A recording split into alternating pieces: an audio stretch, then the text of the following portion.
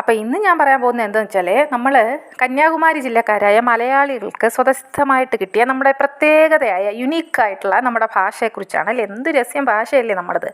അപ്പോൾ അതിനെക്കുറിച്ച് എന്താണ് നിങ്ങൾക്ക് പറയാനുള്ളത്?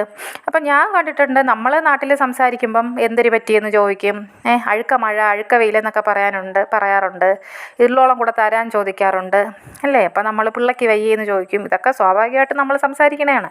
അപ്പോൾ ഇത് തലമുറകളോടെ നമ്മൾ പരമ്പരയായിട്ട് സംസാരിച്ച് വന്ന ഭാഷയാണ്. നിങ്ങളൊന്ന് ആലോചിച്ച് നോക്കും, നമ്മുടെ രാജാക്കന്മാർ തിരുവിതാംകൂറിൽ ഭരിച്ചവരൊക്കെ ഇതൊക്കെ തന്നെയാണ് പറഞ്ഞിരുന്നത്. അവരൊക്കെ ഈ മറ്റേ എന്തുവാ എന്നൊന്നുമല്ല ചോദിച്ചിരുന്നത്. പക്ഷേ ഇപ്പോഴെങ്ങനെയെന്നറിയോ, ഇതൊക്കെ വംശനാശം സംഭവിച്ചുകൊണ്ടിരിക്കുകയാണ്. ഈ ഭാഷ പറയുന്നവരെ കാണാൻ പോലും ഇല്ല. എല്ലാവർക്കും ഒരു മനസ്സിലൊരു കുറച്ചിലാണ്. ഇങ്ങനെയൊക്കെ പറഞ്ഞു കഴിഞ്ഞാൽ നമ്മളെ തരം താഴ്ത്തി കളയോ, നമ്മളാരെങ്കിലും ഡീഗ്രേഡ് ചെയ്യോ, അങ്ങനെയൊന്നും ഇല്ല കേട്ടോ. എൻ്റെ കോളേജിലൊക്കെ ഞാൻ സംസാരിക്കുമ്പോൾ നമുക്കവിടെ സായിപ്പിൻ്റെ ഭാഷയാണ് കമ്മ്യൂണിക്കേഷൻ ഉപയോഗിക്കുന്നത്. എങ്കിൽ പോലും എന്തിനാണ് പഠിക്കാതെ വന്ന നിങ്ങളൊക്കെ എന്ന് ചോദിക്കാറുണ്ട്. എന്തൊക്കെയാണ് വായിച്ചുകൊണ്ടൊക്കെ വരണ്ടേ എന്നൊക്കെ പറഞ്ഞ് എൻ്റെ കുട്ടികൾ എന്നെ ഡീഗ്രേഡ് ചെയ്തതായിട്ടോ അവർക്ക് എന്നെ ഇഷ്ടമല്ലെന്നൊന്നും എനിക്ക് തോന്നിയിട്ടില്ല. അപ്പോൾ ഇപ്പം ഞാൻ മറ്റുള്ളവരെ പറയുന്നില്ല, ഈ നാട്ടിൽ ജനിച്ച് വളർന്ന ആൾക്കാരെ പലരും ഞാൻ കണ്ടിട്ടുണ്ട്. എൻ്റെ ഫ്രണ്ട്സ് ഇത്തിരി ചക്കക്കൂട്ടാനുണ്ടെങ്കിൽ കുറച്ചുകൂടെ കഞ്ഞി കുടിക്കാമെന്ന് പറഞ്ഞ ടീംസാണ്.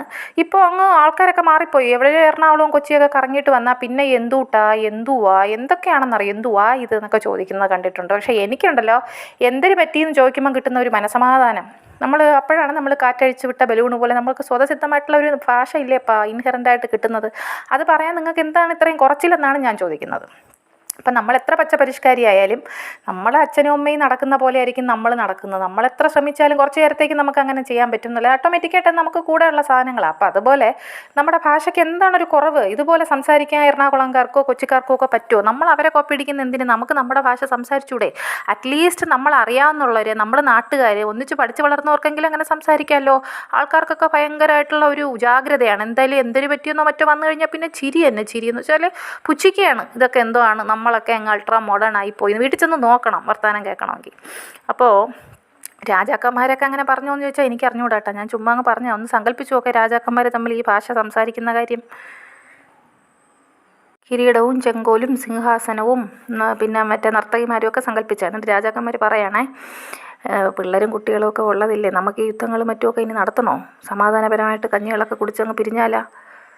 ചിന്തിക്കാൻ പോലും പറ്റണില്ലല്ലേ, ചിരി വരുന്നു. പക്ഷേ രാജാക്കന്മാർ ഇങ്ങനെയൊന്നും പറഞ്ഞിട്ടുണ്ടാവും എന്ന് എനിക്ക് തോന്നുന്നില്ല കേട്ടോ. പക്ഷേ പുസ്തകങ്ങളിലൊക്കെ എഴുതി വെച്ചേക്കണത് പണ്ടത്തെ രാജാക്കന്മാർ ഇവിടുത്തെ ആൾക്കാരൊക്കെയും ഈ ഭാഷ തന്നെയാണ് സംസാരിച്ചതെന്നാണ്. ഞാൻ നിങ്ങൾക്ക് സ്വല്പം ഉളുപ്പില്ലാതെ സംസാരിക്കാൻ ഒരു ധൈര്യം കിട്ടാൻ വേണ്ടിയിട്ട് അങ്ങനെ പറഞ്ഞതേ ഉള്ളൂ. അത് അവരുടെ അടുത്ത് തന്നെ ചോദിക്കണം അവരെന്ത് ഭാഷയിലാണ് സംസാരിച്ചതെന്ന്. അപ്പോൾ അത്രേ ഉള്ളൂ. ബൈ. തീരെ കത്തിയായിട്ട് തോന്നിയിട്ടുണ്ടെങ്കിൽ ക്ഷമിക്കുക. അപ്പോൾ ഇഷ്ടമുള്ളവരെ ലൈക്ക് ചെയ്യുക, കമൻറ്റ് ചെയ്യുക. ബൈ.